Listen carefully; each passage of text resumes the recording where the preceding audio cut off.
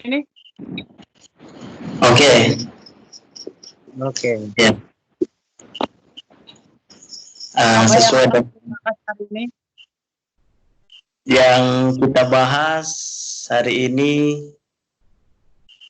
tentang apa hubungannya pencurahan Roh Kudus. Nah,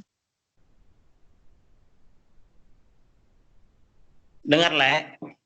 oke, aku dengar lah, Oke. Tentang apa hubungannya tentang pencurahan Roh Kudus Hmm. pada masa rasul-rasul dengan saat ini. Apalagi kan sekarang ini kita tahu ada beberapa gereja yang mengadakan doa 10 malam ya.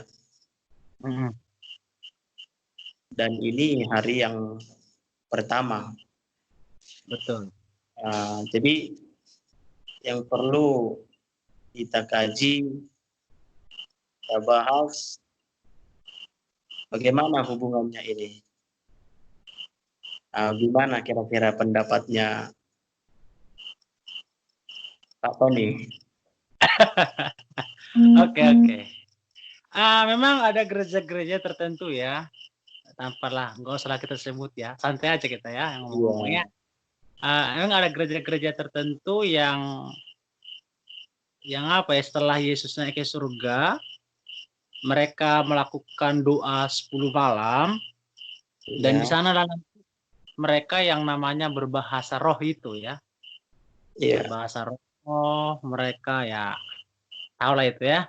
Nah terus sebenarnya kan Pentakosta itu kan artinya kan hari ke-50 toh. Hari ke-50 itu kan mulai dari awal daripada kebangkitan Yesus, beberapa kali Yesus menampakkan diri, sampai pada hari kenaikannya, itu nanti 40 hari lah Yesus berkeliling-keliling kepada murid-muridnya kan. Nah terus setelah Yesus naik ke surga, disitulah nanti hitungan dari hari pertama sampai hari ke-10 itu nanti hari Pentakosta. Nah disitu nanti pencurahan Roh Kudus itu. Nah memang gimana ya, memang Alkitab mencatat itu.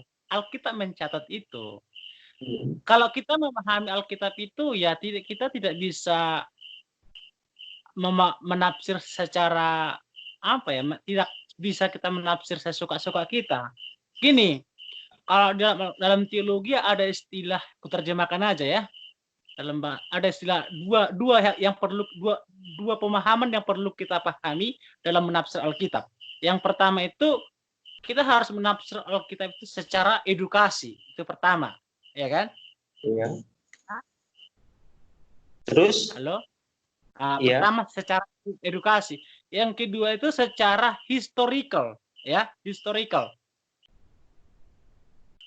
Iya. Nah, jadi edukasi artinya gini, ada prinsip-prinsip Alkitab memang yang harus kita lakukan. Contohnya, jangan membunuh, kamu harus jangan membunuh, jangan apa dan sebagainya. Itu memang itu harus kita lakukan. Tapi ada juga bagian-bagian Alkitab hanya menceritakan sebuah kisah dan tidak harus kita lakukan. Contohnya tertulis Alkitab, Kain dan Habel membunuh. Apakah kita harus membunuh, ya kan? Terus Allah menciptakan Adam dan Hawa. Dengar? Dengar ya? Iya, dengar. Lanjut aja. Allah menciptakan Adam dan Hawa. Nah, itu kan secara historical. Nah, terus apalagi kisah-kisah Ayub sebagainya. Itu kan hanya sebatas histori Alkitab. Tapi ada bagian-bagian Alkitab secara edukasi, nanti jangan membunuh dan sebagainya kan. Oke. Dengar ya. Nah, demikian juga Alkitab ini, demikian juga dalam Kisah Rasul pasal 2 itu tidak dalam forum edukasi, tapi itu historikal, hanya menceritakan ketika pada hari ke-50 itu orang-orang dan rasul-rasul itu menerima Roh Kudus, dan itu tidak harus diproklamasikan hingga saat ini. Itu hanya menceritakan kisah pada waktu itu, sama seperti Kain dan Habel tadi. Kain dan Habel itu diceritakanlah kisah Kain dan Habel. Oh, ternyata Kain dan Habel. Apakah kita harus melakukan Kisah seperti Kain dan Habel itu contoh. Kisah Adam dan Hawa hanya menceritakan sebatas itu. Makanya tadi saya bilang ada dua yang perlu kita pahami. Pertama, Alkitab harus kita pahami hanya sebatas menceritakan kisah pada masa itu atau memang ada relevansinya sampai saat ini. Jadi demikian juga nanti bahasa roh itu dalam hari Pentakosta itu memang ada ceritanya. Mereka melakukan pada hari ke-50 mereka ya mendapatkan lawatan Roh Kudus kan. Tetapi apakah gereja-gereja saat ini juga harus melakukan itu? Tentu tidak. Itu hanya menceritakan kisah yang terjadi pada waktu itu. Kisah yang dialami oleh murid-murid pada